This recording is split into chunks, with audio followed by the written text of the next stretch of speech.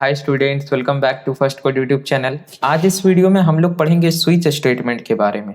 हमने control statement में student अगर आप मेरे प्लेलिस्ट को देखें तो हमने अभी तक सारे लगभग जितने भी कंट्रोल स्टेटमेंट है सभी को पढ़ लिया। देखिए लेक्चर नंबर 24 कंट्रोल स्टेटमेंट हमने स्टार्ट किया, इफ एल्स को पढ़ लिया, nested if else, else if lidar, dangling else problem.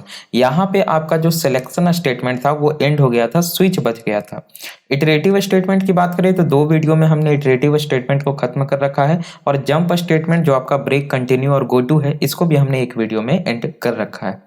तो कंट्रोल स्टेटमेंट में अब हमारा जस्ट एक ही टॉपिक बचता है, और वो टॉपिक कौन सा है भाई? तो वो है स्विच स्टेटमेंट। तो आज हम लोग स्विच स्टेटमेंट को पढ़ने वाले हैं, ठीक है। तो बात करें स्विच स्टेटमेंट के स्टूडेंट, तो ये तो आप सभी को पता होना चाहिए कि ये क्या है। ये भी एक सिलेक्शन कंट्रोल स्टेटमेंट है, ठीक है। यानी इसका भी यूज किस लिए किया जाता है? इसका यूज किया जाता है अगर आपके पास मल्टीपल अल्टरनेटिव्स हैं, उनमें से किसी एक का चुनाव करना हो, तब आप क्या कीजिएगा? स्विच स्टेटमेंट का यूज कीजिएगा। तो इसका यूज किस लिए किया जाता है? यूज एमंग मल्टीपल अल्टरनेटिव्स, ठीक है। ज़्यादा थ्योरी पे हमें ध्यान नहीं देना है, लेकिन मैं आपको इसलिए ये बता रहा हूँ क्योंकि ये कॉन्सेप्ट की चीज़ें हैं, और मे भी ये थ्योरी भी आपसे डीआरडीओ सेप्टेम के एग्जाम में पूछा जा सकता है, तो ध्यान देना है। चलिए, तो इसका सिंटैक्स एक बार हम लोग देख लेते हैं कि क्या होता है। सबसे पहले मैं एक बात आपको बता देता हूँ कि ये मल्टी वे कंडीशनल कंट्रोल स्टेटमेंट है, ठीक है। ये क्या है आपका? मल्टी वे। अब क्यों इसे मल्टी वे कहा जाता है? ये बहुत इंपॉर्टेंट टर्म है, और कभी कभी इसे थ्योरी भी पूछ दिया जाता है कि इनमें से कौन सा मल्टी वे कंडीशनल कंट्रोल स्टेटमेंट है। तो इसका आपको खास ध्यान रखना है, इस वर्ड का, और इस वर्ड का मीनिंग मैं आपको भी बताऊंगा, ठीक है। मल्टी वे कंडीशनल कंट्रोल स्टेटमेंट, ये बोला जाता है स्विच को। अब अगर हम इसका सिंटैक्स देखें तो हमें समझ में आ जाएगा। देखिए सिंटैक्स क्या होता है, आपको सबसे पहले स्विच को लिखना है, SWITCH, और इसके अंदर में आप कोई एक्सप्रेशन दे सकते हैं। अब एक्सप्रेशन किस टाइप का होना चाहिए इसके बारे में मैं चर्चा करूंगा, अभी जस्ट मैं एक्सप्रेशन लिख दे रहा हूँ, ठीक है। इसके अंदर क्या कीजिएगा स्टूडेंट, आप मल्टीपल केसेस देते हैं। स्विच के अंदर आप क्या करते हैं, काफी सारे केस लिखते हैं, मैं आपको बताता हूँ। जैसे मान लिया जाए, मैं यहाँ पे केस 1 केस 2 तो नहीं करूंगा, कांस्टेंट लिख देता हूँ, ठीक है। केस कांस्टेंट, कांस्टेंट 1, उसके बाद आप कॉलन दीजिएगा, और यहाँ पे काफी सारे आप वैलिड सी के स्टेटमेंट्स लिखेंगे। फिर आप यहाँ पे लिखिएगा केस और कोई एक कांस्टेंट दीजिएगा, कांस्टेंट 2, फिर यहाँ पे कॉलन और काफी सारे स्टेटमेंट्स लिखिएगा।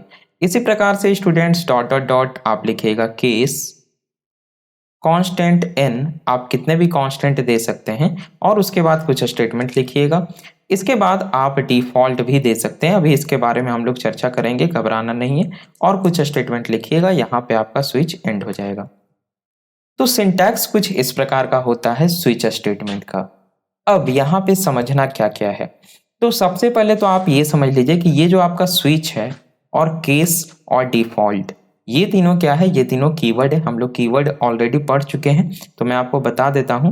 स्विच, केस एंड डिफॉल्ट, ये तीनों क्या है भाई? तो ये तीनों कीवर्ड्स हैं, रिजर्व्ड वर्ड्स हैं, ठीक है।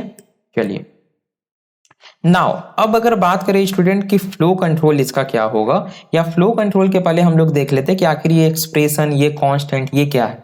तो सबसे पहले बात करते हैं स्विच के एक्सप्रेशन के। स्विच तो आप लोग समझ गए कीवर्ड है। स्विच के एक्सप्रेशन के, इस एक्सप्रेशन में आप क्या लिख सकते हैं? क्या कोई भी सी लैंग्वेज का वैलिड एक्सप्रेशन लिख सकते हैं? नहीं। ये जो एक्सप्रेशन होगा स्टूडेंट, ये आपका इंटीग्रल टाइप का ही होना चाहिए, इंटीग्रल टाइप। दिस एक्सप्रेशन या switch expression must be of integral type.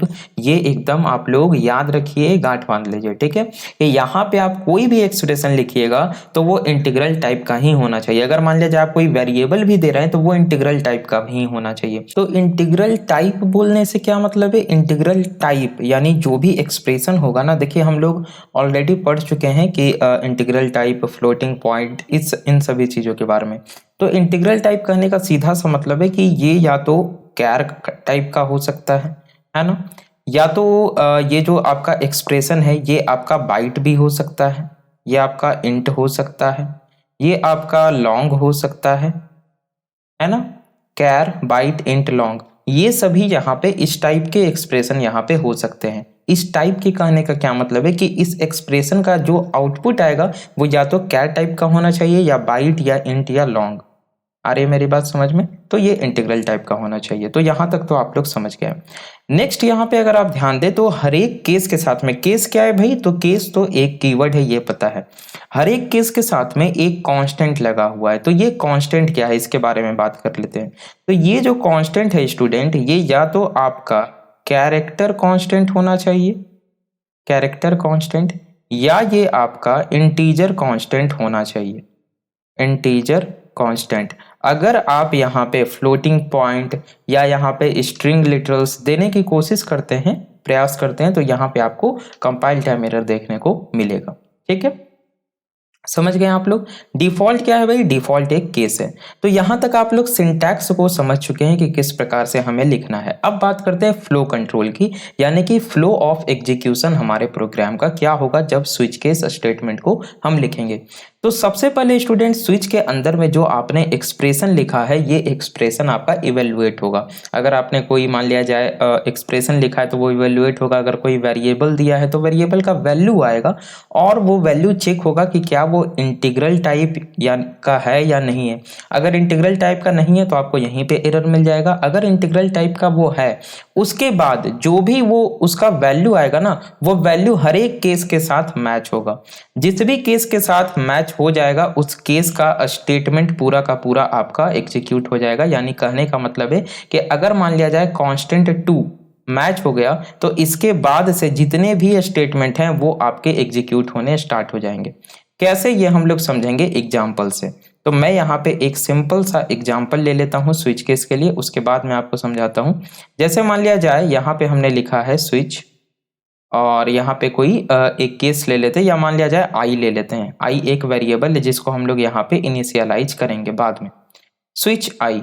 ठीक है, और यहाँ पे मान लिया जाए मैं लिख रहा हूँ केस 1, केस 1, और केस 1 में सिंपली मैं दे रहा हूँ प्रिंटफ,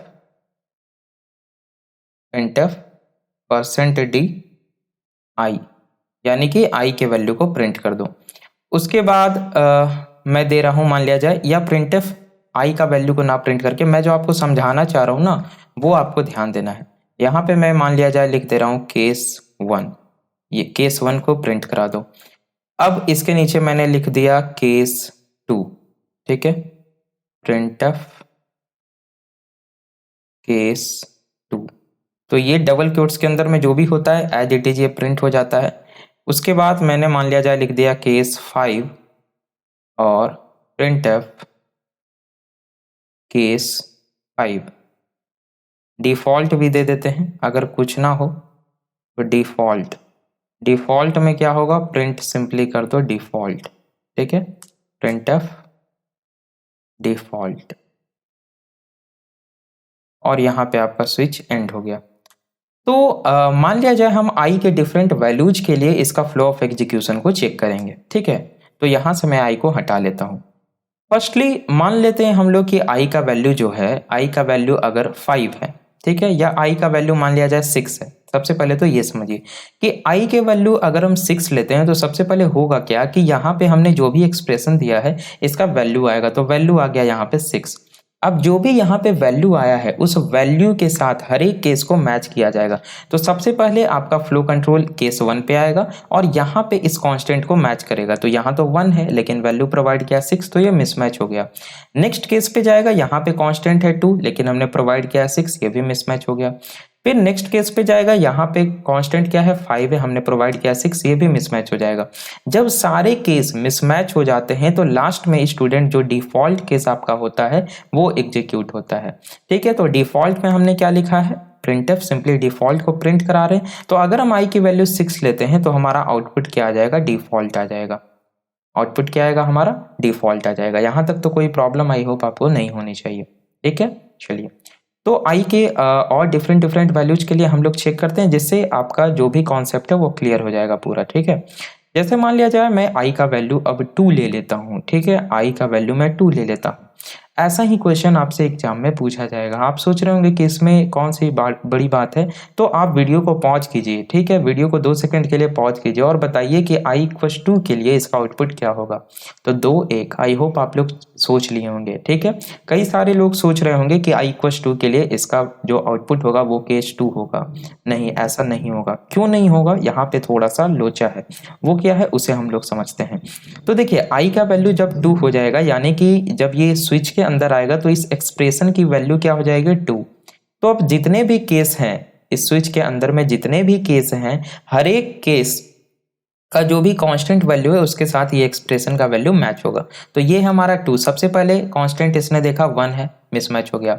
नेक्स्ट पे ये आया और इसने देखा 2, क्या देखा इसने, 2, यानी कि ये आपका क्या हो गया, मैच हो गया। और जैसे ही कोई भी केस मैच हो जाता है तो उसके बाद, उस केस के बाद जितने भी स्टेटमेंट्स हैं सारे एग्जीक्यूट होते हैं। यानी सबसे पहले आपका प्रिंटफ केस 2 ये एग्जीक्यूट होगा, तो आउटपुट क्या आएगा बताइए, आउटपुट आएगा केस 2।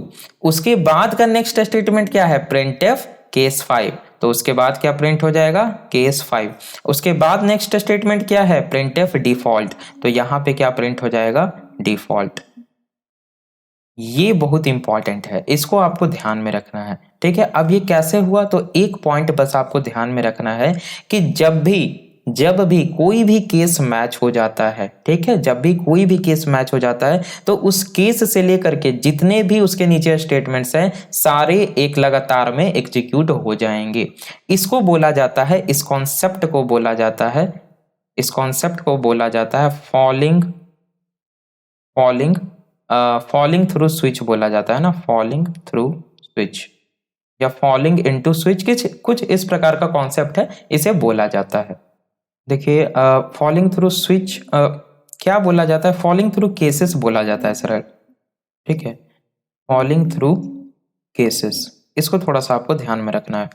तो यहाँ पे अगर आप ध्यान दें स्टूडेंट, तो हमारा जो आई का वैल्यू था वो तो आ रहा है भाई 2, है ना। तो हमारा एक्सपेक्टेड आउटपुट क्या होना चाहिए कि हमें सिर्फ केस 2 आउटपुट मिलेगा, लेकिन यहाँ पे हमें क्या मिल रहा है, केस 2 तो प्रिंट हो ही गया, उसके साथ नीचे में यानी कि केस 2 के नीचे जितने भी स्टेटमेंट थे सारे को वो प्रिंट कर दिया। तो हमें इसको अवॉइड करना है, हमें इसको रोकना है। तो रोकने के लिए हम क्या करेंगे, याद कीजिए हमने जंप स्टेटमेंट जब पढ़ा था तो सबसे पहले मैंने आपको पढ़ाया था ब्रेक स्टेटमेंट, इसलिए मैंने स्विच को अभी तक बचा के रखा था।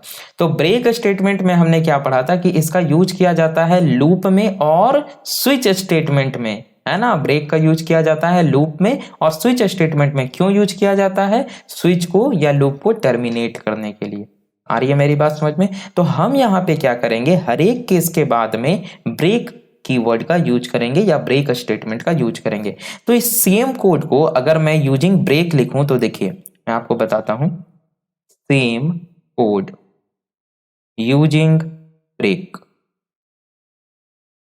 तो हम लोग क्या करेंगे, सिंपली जो हमारा कोड था सिंपली वही कोड हम लोग लिखेंगे, सिर्फ थोड़ा सा यहाँ पे हम लोग चेंज करेंगे, ठीक है। क्या था हमारा कोड, स्विच, और यहाँ पे था आई। उसके बाद सबसे पहले था हमारा केस 1, और केस 1 के अंदर में मान लिया जाए कोई हमारा स्टेटमेंट था। तो यहाँ पे हम क्या करेंगे, सबसे लास्ट में ब्रेक का यूज करेंगे, ठीक है।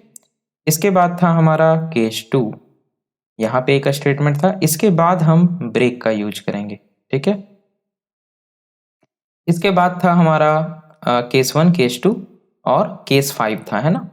इसके बाद था हमारा केस 5, यहाँ पे एक स्टेटमेंट था और इसके बाद हम लोग ब्रेक का यूज करेंगे। इसके बाद था हमारा डिफॉल्ट केस, डिफॉल्ट, यहाँ पे कुछ स्टेटमेंट था। और देखिए इसके बाद डिफॉल्ट के बाद चूंकि यहाँ पे हम लोग करली ब्रेसेस दे ही रहे हैं तो आप चाहें तो ब्रेक का यूज नहीं भी कर सकते हैं, पर ये मैं सजेस्ट करूंगा कि आप लोग यहाँ पे ब्रेक का यूज करें। ये रिकमेंड किया जाता है कि यहाँ पे भी आप ब्रेक का यूज करें। अब क्यों करें सर, ये तो ऑटोमेटिकली अगर कोई केस मैच नहीं होगा तो डिफॉल्ट पे जाएगा और डिफॉल्ट सारे स्टेटमेंट एग्जीक्यूट करेगा और ये यहाँ पे आपका टर्मिनेट हो जाएगा स्विच।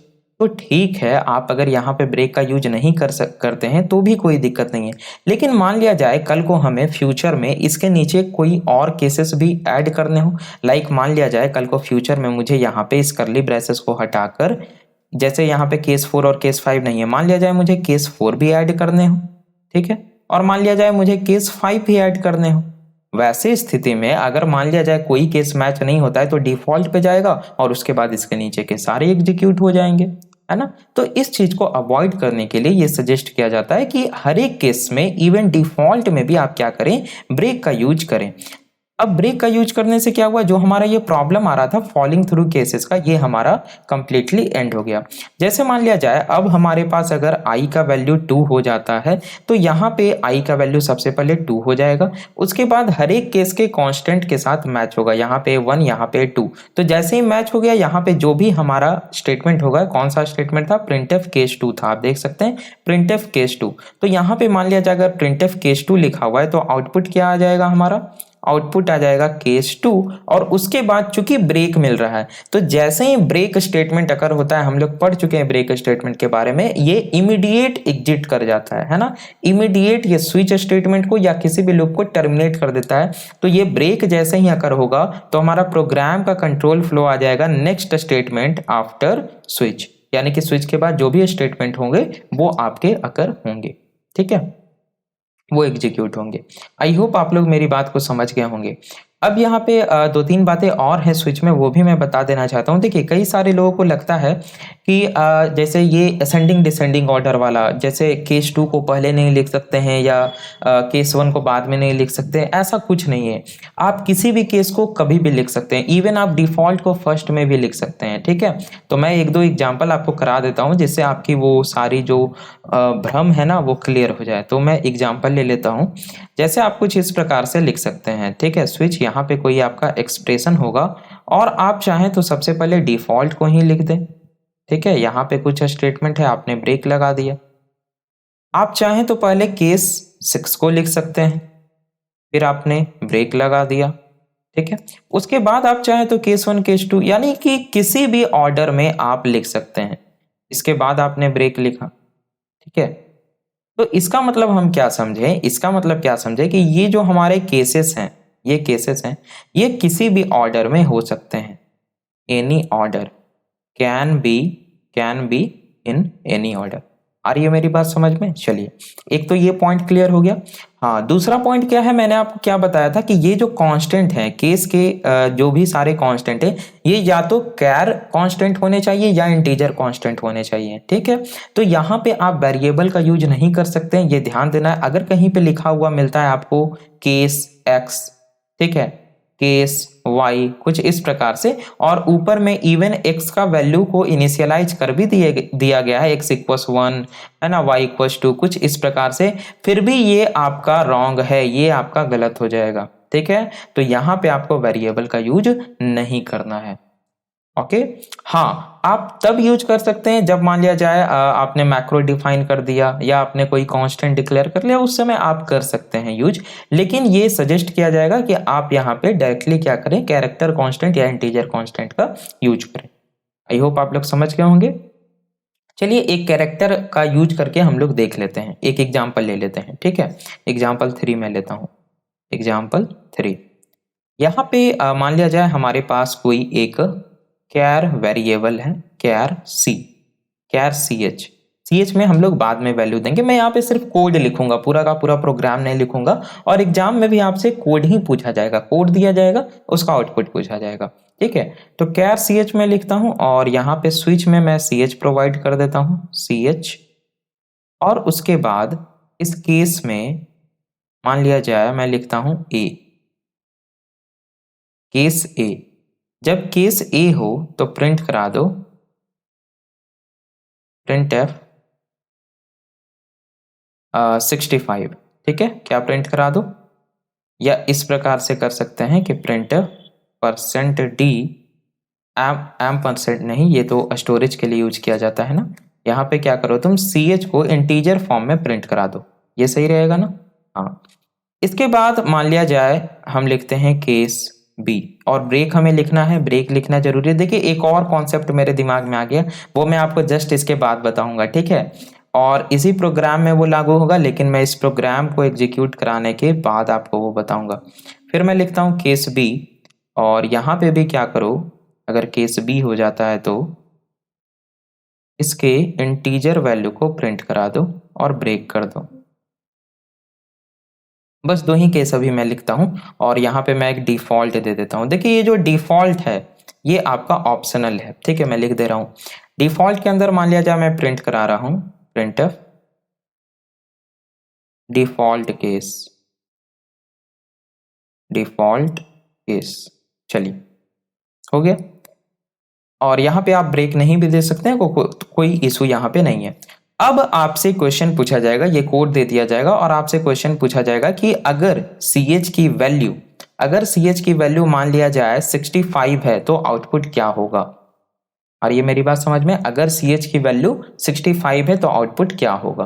तो ch की वैल्यू जैसे ही आपने दे दिया 65, इसका मतलब ch में क्या चला जाएगा, 65 का मतलब क्या, आप समझ रहे हैं ना, 65 यूनिकोड में होता है कैपिटल ए, ठीक है। तो CH में जाके क्या स्टोर हो जाएगा, 65 का मतलब हो गया A। जैसे ही नीचे आएगा फर्स्ट वाला केस ही आपका क्या हो जाएगा, मैच हो जाएगा। तो ये क्या करेगा, इसके %d वैल्यू को प्रिंट कर देगा, यानी कि आउटपुट हमारा क्या आ जाएगा, आउटपुट आ जाएगा 65। अब आप बोलिएगा सर इसमें नया क्या है, नया कुछ नहीं है, वो मैं आगे आपको बताता हूँ। अब जैसे मान लिया जाए आपने CH की वैल्यू क्या दी, CH की वैल्यू यहाँ पे हम लोग ले लेते हैं, ठीक है, इधर दिखेगा आपको, इधर जगह है। CH की वैल्यू मान लिया जाए, आपको क्वेश्चन पूछ दिया गया कि CH की वैल्यू अगर हमने ले ली है B, तब क्या होगा आउटपुट, ये आप लोग बताइए। तो आप यहाँ पे देख सकते हैं कि CH का वैल्यू इसने क्या लिया है, स्मॉल b लिया है, ठीक है। और स्मॉल b आप देख सकते हैं इसका यूनिकोड वैल्यू क्या होता है, आई थिंक 98 होता है। तो यहाँ पे आपका 98 चला जाएगा, क्या आ गया आपका 98। अब हर एक केस के साथ मैच होगा, ठीक है, 98 होता है ना, देखिए याद नहीं आ रहा है शायद मुझे, हाँ हाँ 98 ही होना चाहिए। 98 ही होगा, ठीक है, 98 ही होना चाहिए। तो यहाँ पे आ गया आपका 98 और सबसे पहले केस, फर्स्ट केस में जाएगा, यहाँ पे क्या है, ए लिखा हुआ है। हमने बोला था कांस्टेंट में कैरेक्टर हो सकता है और आपका इंटीजर टाइप हो सकता है। तो यहाँ पे क्या लिखा हुआ है स्टूडेंट, ए लिखा हुआ है और ए का यूनिकोड वैल्यू क्या होता है 65। तो यहाँ पे 65 के साथ मिसमैच हो जाएगा। अगेन नेक्स्ट जाएगा, यहाँ बी लिखा हुआ है, बी का यूनिकोड वैल्यू कैपिटल बी का 66 होता है, ये भी मिसमैच हो जाएगा। यानी कि जब हर एक केस मिसमैच हो गया तो ऑटोमेटिकली डिफॉल्ट पे जाएगा और डिफॉल्ट केस आपका प्रिंट हो जाएगा। तो जब CH की वैल्यू हम लोग 6 लेंगे तब आउटपुट हमारा क्या आएगा, आउटपुट आएगा हमारा डिफॉल्ट केस। और ये मेरी बात समझ में, आउटपुट क्या आएगा आपका, डिफॉल्ट केस आएगा। और अगर मान लिया जाए आपने कैपिटल बी लिया होता तो यहाँ पे क्या आ जाता, कैपिटल बी का जो आपका ये %d वाला वैल्यू है ना, कैपिटल बी का 66 आ जाता, ठीक है। आई होप आप लोग समझ गए होंगे। अब ये तो क्वेश्चन समझ में आ गया सर। अब आप पूछिएगा कि सर आपने कहा था कि नया कॉन्सेप्ट बताना है। तो देखिए ये आपको क्या बताना है, मैंने आपको क्या बताया, फॉलिंग थ्रू केसेस, है ना। यानी कि जैसे ही एक केस मैच होता है तो उस केस से लेकर के सारे जितने भी उसके नीचे स्टेटमेंट होते हैं वो एग्जीक्यूट हो जाते हैं। लेकिन हम लोग इसीलिए ब्रेक लगाते हैं क्योंकि हमें पता है कि अगर हम ब्रेक का यूज करते हैं तो ये क्या करता है, टर्मिनेट कर देता है, इमीडिएटली एग्जिट कर देता है। तो अगर मान लिया जाए जैसा कि आप इस प्रोग्राम में देख सकते हैं कि मल्टीपल केसेस के लिए, लाइक केस ए के लिए भी, केस बी के लिए भी हम सेम सेट ऑफ स्टेटमेंट्स को लिख रहे हैं। और ये मेरी बात समझ में, देखिए अगर मैं केस ए की बात करूं तो उसके लिए भी मैंने ये स्टेटमेंट्स लिखा है, printf %d, ch और ब्रेक। अगर मैं केस बी की बात करूं तो उसके लिए भी मैंने सेम स्टेटमेंट लिखा है, printf %d, ch और ब्रेक। और मान लिया जाए और भी कई सारे केसेस हैं जिसके लिए सेम सेट ऑफ स्टेटमेंट्स लिखे गए हैं।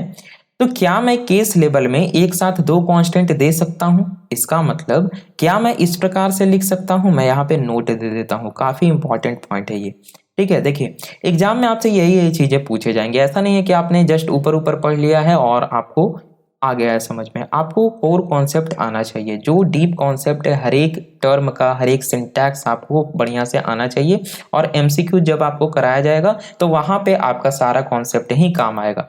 जो लोग हमारे चैनल पे नए हैं उनको मैं एक बार बता देता हूं कि हमारे channel first code let's begin पे सी लैंग्वेज का कंप्लीट कोर्स चल रहा है फॉर DRDO सेप्टेम्बर 10 CBT 2 यानी टीयर 2 के लिए। हम लोग ऑलरेडी लेक्चर 29 तक पहुंच चुके हैं, लेक्चर 30 ये आप देख रहे हैं, ठीक है। अगर आप स्टूडेंट चैनल को हमारे सब्सक्राइब करके बेल आइकन को क्लिक कर लेते हैं तो आपको इन सारे वीडियोज के लेटेस्ट नोटिफिकेशन देखने को मिल जाएंगे। सी लैंग्वेज का एमसीक्यू सेट आप देख सकते हैं हर एक रात्रि में 9 बजे डिस्कस किया जाता है और हम लोग अभी तक 12 सेट को डिस्कस कर चुके हैं। और देखिए यहाँ पे एक आपका अपकमिंग भी, आप आराम से यहाँ पे इजी से क्लिक कीजिए और ये देखिए यहाँ पे आपको देखने को मिल जाएगा, है ना। सेट 13 है और ये लाइव है 7 आवर्स, यानी कि आज रात में ये 9 बजे आपका लाइव होगा। तो बस आपको स्टूडेंट करना क्या है, चैनल को सब्सक्राइब करके बेल आइकन को क्लिक कर लेना है। यहाँ पे आपको सारे प्लेलिस्ट देखने को मिल जाएंगे related to DRDO September 10 only for computer science engineering and information technology student. C language, computer network, Java, operating system, आने वाले जो अपकमिंग सब्जेक्ट हैं दिसंबर में DSA, DBMS, है ना, ये सारे सब्जेक्ट स्टार्ट होंगे। चलिए, तो आई होप आप लोग चैनल को सब्सक्राइब करके बेल आइकन क्लिक कर लिए होंगे। हाँ, हम लोग इम्पॉर्टेंट जो कॉन्सेप्ट है वो क्या देखने वाले थे। मैं आपको क्या बता रहा था कि अगर मल्टीपल केसेस के लिए सेम सेट ऑफ स्टेटमेंट्स हो तो क्या मैं इस प्रकार से लिख सकता हूं, केस A, B, क्या ये वैलिड होगा, उसके बाद मैं यहाँ पे स्टेटमेंट्स लिखूं, ठीक है। तो आपको ध्यान देना है स्टूडेंट, ये परफेक्टली इनवैलिड है, ये परफेक्टली इनवैलिड है। अगर आप ऐसा करते हैं तो आपको कंपाइल टाइम एरर देखने को मिलेगा। तो यहाँ से जस्ट आपको एक बात ध्यान में रखना है क्या, कि हर एक केस के साथ आप कोई एक ही कांस्टेंट दे सकते हैं, एक से अधिक कांस्टेंट को नहीं दे सकते हैं। आगे ये बात समझ में, चलिए ये समझ में आ गया। नाउ अब यहाँ पे अगेन यही क्वेश्चन अराइज होता है कि अगर इस तरह की बातें हो, अगर मान लिया जाए हमारे पास 10 ऐसे केस हैं जिसमें मुझे सेम सेट ऑफ स्टेटमेंट्स को यूज करना है, तब मैं क्या हर एक सेट ऑफ स्टेटमेंट्स को 10 बार लिखूंगा? तो ये तो प्रोग्राम की रीडेबिलिटी डिक्रीज हो जाएगी इससे। नहीं, ऐसा नहीं करना है। हम इसको कैसे अवॉइड कर सकते हैं, सेम प्रोग्राम को मैं लिखूंगा, ये जो आपका प्रोग्राम दिख रहा है देखिए किस प्रकार से, ठीक है। कौन सा एग्जाम्पल था ये था आपका एग्जाम्पल 3, ठीक है। तो एग्जाम्पल 3 को मैं फिर से लिखूंगा, ठीक है, फिर से, या बढ़िया से बोल सकते हैं, जो भी आपको बोलना है।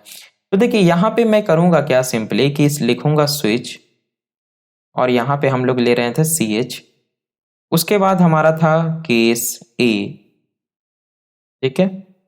इसके बाद मैं क्या करूंगा, सिंपली यहाँ पे लिख दूंगा केस B, और केस बी में जो भी स्टेटमेंट थे, यानी केस ए और बी दोनों का सेम स्टेटमेंट था, सेम सेट ऑफ स्टेटमेंट्स, तो मैं सिंपली उसको लिख दूंगा कि भाई तुम क्या करो, जो CH है ना उसके इंटीजर वैल्यू को प्रिंट करा दो, उसके बाद तुम ब्रेक हो जाना, और अगर कोई केस मैच ना हो तो डिफॉल्ट में चले जाना और डिफॉल्ट में जाकर प्रिंट करा देना क्या, डिफॉल्ट केस, ठीक है, डिफॉल्ट केस।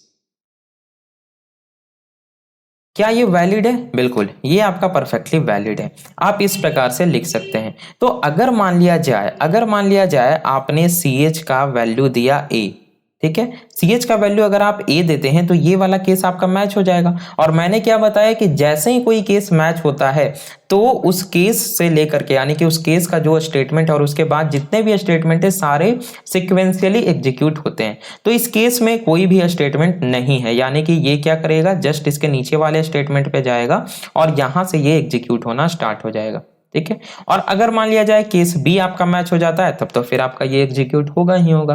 तो यहां से हम क्या समझे कि जो हमारा कॉन्सेप्ट था फॉलिंग थ्रू केसेस का, वो हमारे लिए बेनिफिशियल ही है। क्यों बेनिफिशियल है? इसीलिए कि हमारे पास अगर यहाँ तो आपको 2 ही देखने को मिल रहा है, हमारे पास मल्टीपल ऐसे केसेस हो सकते हैं जहां पे हमें सेम सेट ऑफ टास्क को परफॉर्म कराना हो, वहां पे हम क्या कर सकते हैं, इस चीज का यूज कर सकते हैं। यहां से एक और कॉन्सेप्ट निकल कर आ रहा है, वो कॉन्सेप्ट क्या है कि हम किसी भी केस में, ठीक है, a case can have 0 number of statements, ठीक है। A case can have 0 number of statements. आप देख सकते हैं कि इस केस में क्या है, एक भी स्टेटमेंट नहीं है। तो किसी भी केस में स्टूडेंट 0 स्टेटमेंट्स हो सकते हैं, कोई भी आपको एरर यहाँ पे देखने को नहीं मिलेगा। अब दूसरा यहाँ पे बच्चों लोगों का जो प्रॉब्लम है वो क्या रहता है कि सर अगर मान लिया जाए किसी केस में हम एक से अधिक स्टेटमेंट को यूज कर रहे हैं, जैसा कि आपने अभी देखा मैंने यहाँ किया है, तो क्या यहाँ पे करली ब्रेसेस देना मैंडेटरी है, यानी कि क्या हमें इस प्रकार से देना होगा करली ब्रेसेस। तो मैं बता देता हूं यहाँ पे कि जो करली ब्रेसेस है, ठीक है, करली ब्रेसेस इज नॉट मैंडेटरी, ठीक है, इज नॉट मैंडेटरी, कोई मैंडेटरी नहीं है, आप नहीं भी दे सकते हैं, लेकिन अगर आप देते हैं तो कोई एरर देखने को नहीं मिलेगा। यही सब क्वेश्चन एग्जाम में पूछा जाता है। एग्जाम में करली ब्रेसेस दे दिया जाएगा, किन्हीं को लगेगा कि नहीं भाई करली ब्रेसेस है तो बिल्कुल सही है, क्या दिक्कत है, करली ब्रेसेस हो भी सकता है, नहीं भी हो सकता है। किन्हीं को लगेगा अरे करली ब्रेसेस तो हमने पढ़ा ही नहीं, ये तो एरर देगा, तो नहीं। खास ध्यान आपको रखना है कि करली ब्रेसेस यहाँ पे मैंडेटरी नहीं है, लेकिन अगर आप केस में करली ब्रेसेस का यूज करते हैं तो आपको ये कोई भी एरर नहीं देगा। आई होप आप लोग समझ गए होंगे, ठीक है। तो स्विच केस में इससे ज़्यादा जानने की जरूरत आपको नहीं है स्टूडेंट। एक दो एग्जाम्पल जो होगा वो मैं आपको एमसीक्यूज में करा दूंगा, फिर भी एक फटाक से हम लोग लास्ट एग्जाम्पल कर लेते हैं, ठीक है। लास्ट एग्जाम्पल देखिए, मैं यहाँ पे जल्दी से लिखता हूँ, एक एग्जाम्पल मैं आपको करा देता हूँ। जैसे मान लिया जाए स्विच, यहाँ पे मैंने लिख दिया ऑपरेटर, ठीक है, और ये जो ऑपरेटर है ये आपका कैर टाइप का है, कैर ओपी, कैर ओपी, और ये ओपी का वैल्यू मान लिया जाए कि हम जो है यूजर से ले रहे होंगे किसी भी फॉर्म में। यहाँ पे मान लिया जाए मुझे एडिशन सब्ट्रैक्शन या कुछ इस प्रकार से कराना है, तो मैं यहाँ पे क्या कर सकता हूँ, यहाँ पे मैं इस प्रकार से लिख सकता हूँ कि केस अगर मान लिया जाए प्लस हो गया, ठीक है, यहाँ पे दो वेरिएबल भी हैं, इंट ए कॉमा बी, और ए बी का वैल्यू भी हम लोग जो है यूजर से ले रहे हैं। तो अगर हमारा प्लस का केस हो गया तब क्या करो भाई, तुम प्रिंट करा दो printf percent D A plus B के वैल्यू को, और उसके बाद क्या करो, सिंपली ब्रेक हो जाओ। नहीं ब्रेक होगा तो फिर वो फॉलिंग थ्रू केसेस हो जाएगा। इसके बाद मैं क्या बोलूंगा कि अगर भाई केस माइनस हो जाओ तब क्या करो, तुम प्रिंट करा दो प्रिंट एफ, सिंपल हम लोग सिर्फ जोड़ घटाओ गुना के लिए बनाएंगे ताकि ज़्यादा टाइम ना लगे, ठीक है, ब्रेक हो जाओ। और इसके बाद मैं क्या करूँगा कि अगर मान लिया जाए केस मल्टीप्लिकेशन हो जाए, ठीक है, यहाँ पे एक सिंगल क्यूट सी देना है मुझे, ठीक है, क्योंकि कैरेक्टर है ये, तो क्या करो भाई, तुम प्रिंट करा दो परसेंट डी ए और बी का मल्टीप्लिकेशन, ठीक है, और डिफॉल्ट में ब्रेक कराना था ना, देखिए ब्रेक कराना भूल गया मैं। ये सब काफ़ी इंपॉर्टेंट है, जब भी आप प्रोग्राम को या कोड को पढ़े तो काफ़ी ध्यान से पढ़ें। डिफॉल्ट, डिफॉल्ट केस में मान लिया जाए मैं प्रिंट करा देता हूँ एंटर डिफरेंट, DIFF कुछ भी हो, और यहाँ पे मैंने एंड कर दिया। अब अगर आप ध्यान से देखें स्टूडेंट, तो मान लिया जाए ए बी और ओपी, यहाँ पे हम डिफरेंट डिफरेंट वैल्यू को लेकर चलते हैं। मैं थोड़ा अच्छे से लिख लेता हूँ, ठीक है, ए का वैल्यू, बी का वैल्यू और ओपी का वैल्यू ये आपको दिया जाएगा। आपको बताना है कि आउटपुट क्या होगा, ठीक है, ये आपको बताना है। तो अगर मान लिया जाए ए का वैल्यू आपको 5, बी का वैल्यू आपको 6 दिया जाता है और ओपी आपको अगर माइनस दे दिया जाता है, यानी ये यूजर एंटर करता है, तब क्या होगा, सिंपली ओपी, यानी कि ओपी किस टाइप का है स्टूडेंट, आपको पता है ये कैर टाइप का है, तो ऑब्वियसली माइनस क्या है, ये एक कैरेक्टर है, कैरेक्टर सिंबल है, तो ये ओपी में जाके स्टोर हो जाएगा। यहाँ पे आगे आपका माइनस, इसका जो भी यूनिकोड वैल्यू होता हो हमें उससे मतलब नहीं है। हर एक केस में देख सकते हैं आप, ये क्या है प्लस है, तो इसका यूनिकोड वैल्यू इसके यूनिकोड वैल्यू के साथ मैच होगा, जो कि ऑब्वियसली मिसमैच हो जाएगा। नेक्स्ट केस पे ये आएगा तो इस माइनस का यूनिकोड वैल्यू और ओपी में क्या है माइनस है, इसका भी यूनिकोड वैल्यू दोनों का सेम हो जाएगा, तो ये मैच हो जाएगा। जैसे ही मैच होगा तो ये प्रिंट करवा देगा, क्या प्रिंट कराएगा भाई, तो a माइनस बी के वैल्यू को इंटीजर फॉर्मेट में प्रिंट करा रहा है, परसेंट डी का यूज होता है ना, तो a माइनस बी यानी कि 5 माइनस 6, तो यहाँ पे क्या प्रिंट हो जाएगा, आप समझ सकते हैं, यहाँ पे -1 आपका प्रिंट हो जाएगा। उसके बाद ब्रेक लगा हुआ है, तो ब्रेक क्या करता है, इमीडिएटली एग्जिट हो जाता है, यानी कि जो भी स्विच के बाद नेक्स्ट स्टेटमेंट होगा वो आपका एग्जीक्यूट होगा, ठीक है। चलिए, अब मान लिया जाए स्टूडेंट, मैं यहाँ पे आपको बताना क्या चाह रहा था फॉलिंग थ्रू केसेस का, कि अगर यूजर ने एंटर किया लाइक 6, ए का वैल्यू 6 एंटर किया, बी का वैल्यू 3 एंटर किया और ओपी में मल्टीप्लिकेशन उसने इस प्रकार से एंटर कर दिया। तो ये क्या है, ये आपका स्मॉल एक्स लिखा हुआ है, आप देख सकते हैं ये क्या है, स्मॉल एक्स है, या मान लिया जाए उसने कैपिटल एक्स ही एंटर कर दिया, तो कैपिटल एक्स का जो भी यूनिकोड वैल्यू होता होगा ओपी में जाकर के स्टोर हो जाएगा। सही है, यहां तक फर्स्ट केस के साथ मिसमैच हो जाएगा, सेकंड केस के साथ भी मिसमैच हो जाएगा, इवन थर्ड केस के साथ में मिसमैच हो जाएगा। वाई? बिकॉज जो स्मॉल एक्स या कैपिटल एक्स होगा इसका यूनिकोड वैल्यू और जो आपका ये एस्ट्रिक सिंबल यानी जो स्टार सिंबल है इसका यूनिकोड वैल्यू डिफरेंट है, तो ये मिसमैच हो जाएगा और डिफॉल्ट केस रन हो जाएगा एंटर डिफरेंट, जो भी होगा यहाँ पे डिफॉल्ट केस में। लेकिन हमारा एक्सपेक्टेड आउटपुट क्या था कि भाई यहाँ तो हमें 18 मिलना चाहिए ना, 6 इंटू 3, तो उसके लिए हम लोग फॉलिंग थ्रू केसेस का यूज करते हैं। तो यहाँ पे सिंपली मैं क्या करूंगा कि यहाँ पे एक दो केस को और ऐड कर दूंगा। किस प्रकार से ऐड करूंगा, देखिए मैं यहाँ पे इस प्रकार से लिख सकता हूं। मैं यहाँ पे क्या कहूंगा कि भाई जब केस कैपिटल एक्स हो या जब केस स्मॉल एक्स हो, इस प्रकार से मैंने लिख दिया। अब आप देख सकते हैं कि जब यहाँ पे स्मॉल एक्स या कैपिटल एक्स होगा तो ये इसके साथ में मैच हो जाएगा। और मैंने अभी जस्ट आपको क्या पढ़ाया है कि a case can have 0 number of statements, तो इसमें कोई स्टेटमेंट नहीं है, ब्रेक नहीं है, तो जैसे ही ये वाला मैच हुआ तो इसके नीचे जितने भी स्टेटमेंट है सारे एग्जीक्यूट हो जाएंगे। यानी कि केस कैपिटल एक्स के लिए, स्मॉल एक्स के लिए और एस्ट्रिक के लिए यही आपका एग्जीक्यूट होगा। तो यहाँ पे आपको क्या मिल जाएगा, a into B that is 6 into 3, यहाँ पे 18 मिल जाएगा और ब्रेक एग्जीक्यूट होगा तो ये बाहर आ जाएगा, लूप के बाहर, सॉरी स्विच के बाहर, जो भी नेक्स्ट स्टेटमेंट है वो आपका एग्जीक्यूट होगा।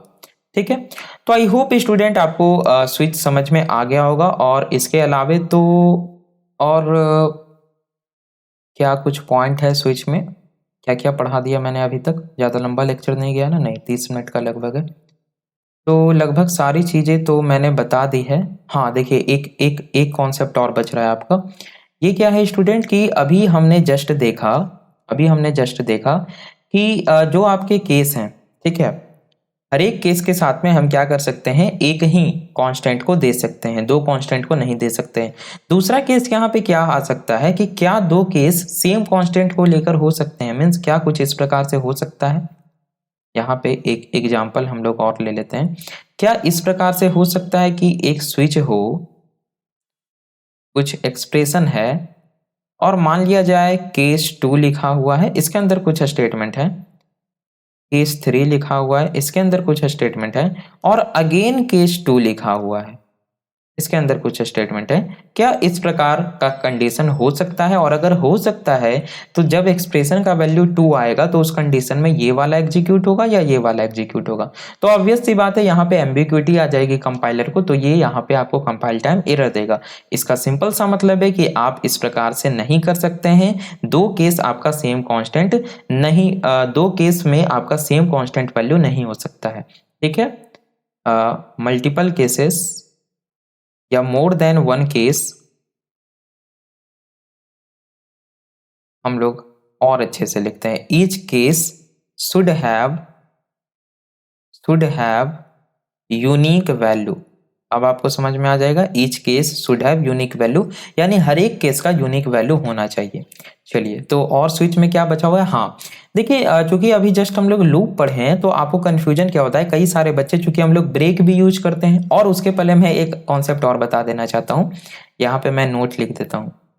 देखिए स्विच में जो डिफॉल्ट है आपका, ये तो आपको पता है नोट 1 में कि जो आपका डिफॉल्ट केस है, डिफॉल्ट केस ये क्या है आपका ऑप्शनल है, यानी आप दे भी सकते हैं नहीं भी दे सकते हैं। ठीक है, इसी प्रकार से जो आपका ब्रेक स्टेटमेंट है, ब्रेक स्टेटमेंट ये भी आपका क्या है स्टूडेंट, ऑप्शनल है, यानी कि आप अपने रिक्वायरमेंट के हिसाब से दे भी सकते हैं नहीं भी दे सकते हैं।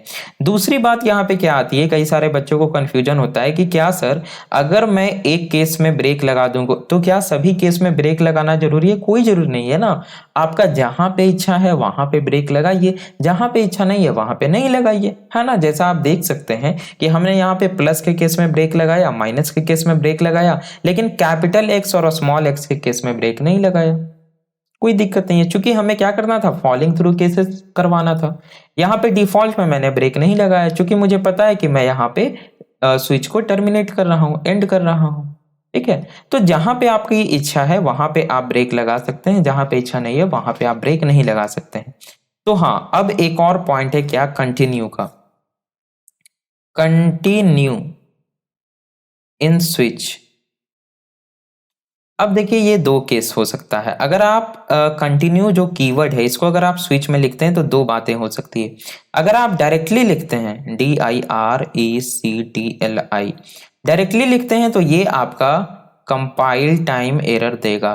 कंपाइल टाइम एरर आप यूज नहीं कर सकते हैं। ठीक है, क्यों नहीं कर सकते हैं यूज भाई? तो आपको सिंपल सा पता है, कंटिन्यू का काम क्या होता है, नेक्स्ट इटरेशन को लूप के अंदर हम लोग यूज करते हैं ना। ये क्या करता है, जैसे ही कंटिन्यू अगर होता है तो कंटिन्यू के बाद जितने भी स्टेटमेंट होते हैं वो सभी को स्किप कर देता है और लूप के नेक्स्ट इटरेशन पे मूव कर जाता है।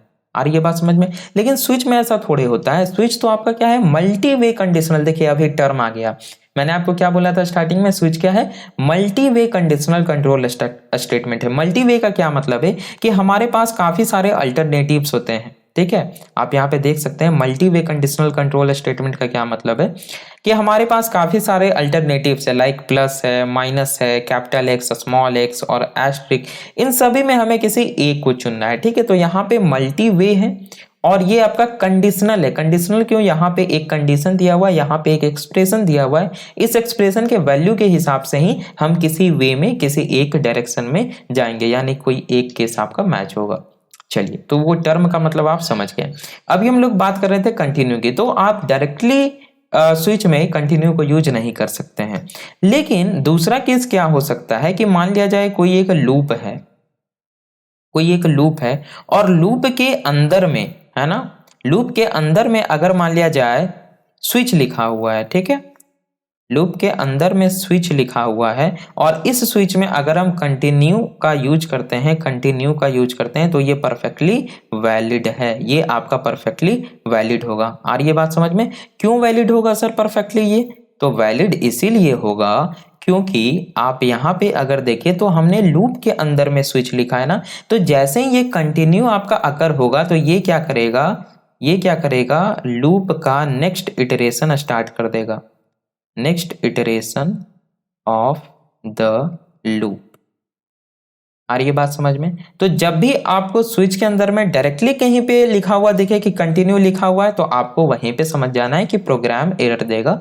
ठीक है, लेकिन अगर किसी लूप के अंदर में स्विच लिखा हुआ है और उस स्विच के अंदर में कंटिन्यू लिखा हुआ है तब वो वैलिड है। जैसे ही कंटिन्यू अकर होगा तो ये क्या करेगा भाई कि जो लूप है ना, जो लूप है, इस लूप के नेक्स्ट इटरेशन को स्टार्ट करेगा। सही है।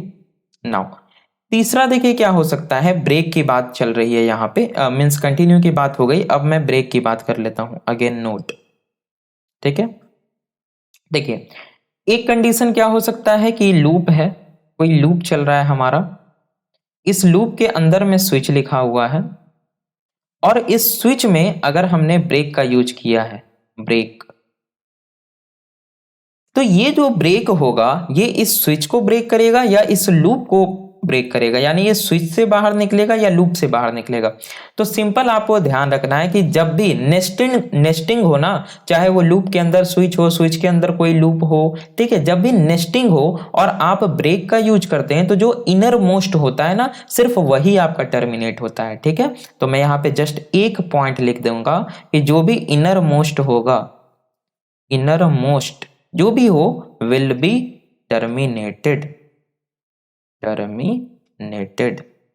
ठीक है, यानी यहां पे ये लूप आपका टर्मिनेट नहीं होगा, ये क्या करेगा, इस स्विच को टर्मिनेट कर देगा। ठीक है, यानी कि ब्रेक के नीचे जितने भी स्टेटमेंट होंगे एग्जीक्यूट नहीं होंगे, स्विच आपका टर्मिनेट हो जाएगा। आ रही है बात समझ में? चलिए, तो यहाँ पे आपका स्विच एंड हो गया स्टूडेंट। हमने आज क्या पढ़ा, आज हमने स्विच केस को कंप्लीटली एंड कर दिया और इसके काफी सारे एमसीक्यूज हम लोग लाइव एमसीक्यूज सेशन में डिस्कस करेंगे। तो आप लोग जरूर से चैनल को सब्सक्राइब करके बेल आइकन को क्लिक कर लें। तो सब चीज हमने बता दिया है आपको स्विच के बारे में। क्या कोई और बात है स्विच केस के बारे में? आई होप कोई और पॉइंट ना बचा हो। और ये देखिए जो स्टेटमेंट्स लिखे हुए हैं ना, यानी कि हर एक केस में जो मैं स्टेटमेंट्स लिख रहा हूं ये कोई भी वैलिड सी के स्टेटमेंट हो सकते हैं। ठीक है, ये एनी वैलिड सी स्टेटमेंट्स, अब एनी वैलिड सी स्टेटमेंट्स करने का मतलब क्या है कि यहाँ पे आपका आप चाहें तो इफ स्टेटमेंट लिख सकते हैं, इफ एल्स लिख सकते हैं, आप चाहें तो कोई लूप लिख सकते हैं, फॉर, व्हाइल, डू व्हाइल, आप चाहें तो इवन यहाँ पे स्विच स्टेटमेंट भी लिख सकते हैं। तो अगर आप किसी स्विच के अंदर में स्विच लिखते हैं तो नेस्टेड स्विच हो जाएगा, ये तो कॉमन सी बात है, ये आप सभी को पता है, ठीक है, इसके बारे में आपको बताने की जरूरत है नहीं। और यहाँ पे स्विच आपका एंड होता है। एक और बात क्या है जो कि आपसे पूछा जा सकता है एग्जाम में, कि जो स्विच स्टेटमेंट काम करता है ना, जो स्विच स्टेटमेंट आपका वर्क करता है, हम इसको using else if ladder, using else if ladder भी हम क्या कर सकते हैं, इसको कंप्लीट करवा सकते हैं, यानी इस काम को कर सकते हैं। जो भी काम हम स्विच केस के माध्यम से कर रहे हैं वो हम एल्स इफ लैडर के माध्यम से कर सकते हैं, है ना, सिंपल है। लेकिन अगर एल्स इफ के माध्यम से करते हैं तो हमें बार बार क्या करना पड़ेगा, वो कंडीशन चेक करवाना पड़ेगा, थोड़ा सा रीडेबल नहीं होता है। तो अगर हमारे पास मल्टीपल ऑप्शंस हो और किसी एक ऑप्शन को चूज करना हो तो ये बेटर है कि आप स्विच केस का यूज करें, ठीक है स्टूडेंट, ओके। तो चलिए स्टूडेंट, यहाँ पे हम लोग आज के इस सेशन को एंड करते हैं, ठीक है, मिलेंगे अपने नेक्स्ट सेशन में। और ध्यान देना है, अभी जाना नहीं है। यहाँ पे आपका कंट्रोल स्टेटमेंट एंड हो गया स्टूडेंट, हम लोग चलते हैं वापस से प्लेलिस्ट में। और मैं एक बार आपको बता देना चाहता हूँ, ठीक है, कि ये देखिए सी लैंग्वेज का जो प्लेलिस्ट है ये रहा आपका। तो आप देख सकते हैं कि कंट्रोल स्टेटमेंट को हम लोग पढ़ चुके हैं। हम लोग स्टार्ट किए थे कंट्रोल स्टेटमेंट को लेक्चर नंबर 24 में, 25, 26, 27, 28, 29 एंड फाइनली 30 लेक्चर यहाँ पे कंट्रोल स्टेटमेंट एंड हो गया। थोड़ा सा ओवरव्यू, हमने क्या क्या पढ़ा, हमने सबसे पहले पढ़ा कंट्रोल स्टेटमेंट के first type, that is selection statement को। सिलेक्शन स्टेटमेंट में हमने दो टाइप देखा, एक देखा इफ एल्स, यानी कि जो भी इफ एल्स के टाइप हुए, इफ लैडर, डैंगलिंग एल्स, वो हटाइए, और दूसरा आज हमने देख लिया स्विच। फिर दूसरा हमने पढ़ा था क्या, हमने पढ़ा इटरेटिव स्टेटमेंट, जिसमें हमने देखा फॉर लूप को, व्हाइल लूप को, डू व्हाइल लूप को। फिर हमने लास्ट के वीडियो में पढ़ा था जंप स्टेटमेंट, आप यहाँ पे लेक्चर नंबर 29 में देख सकते हैं, जिसमें हमने break, continue and go to को पढ़ा, कंप्लीट आपका एंड हो गया, ठीक है। तो आई होप आपको लेक्चर पसंद आया होगा स्टूडेंट, तो जरूर से लेक्चर को लाइक कर दें। और जितने भी नए स्टूडेंट्स हैं मैं उनसे रिक्वेस्ट करूंगा कि चैनल को सब्सक्राइब करके बेल आइकन क्लिक कर दें। और स्टूडेंट मैं एक बात और बता देना चाहता हूं कि जैसे ही सारा सिलेबस हमारा एंड होता है, फुल लेंथ टेस्ट सीरीज आपको कराया जाएगा, यूट्यूब पे सॉल्यूशन लाइव कराया जाएगा, ठीक है, सिर्फ प्रोवाइड नहीं कराया जाएगा, आपको सॉल्यूशन भी कराया जाएगा। तो डीआरडीओ सेप्टेम्बर 10 के टीयर 2 जितने भी कंप्यूटर साइंस आईटी के स्टूडेंट्स हैं, चाहे वो डिप्लोमा इन सीएसआईटी के हो, चाहे वो बीएससी इन सीएसआईटी के हो, आपको कहीं जाने की जरूरत नहीं है, कहीं भी रुपया पैसा खर्च करने की जरूरत नहीं है। First code let's begin is the only platform made for you, ठीक है। तो आपको यहीं पे बने रहना है हमारे साथ। तो मिलते हैं नेक्स्ट लेक्चर में। Thanks for watching.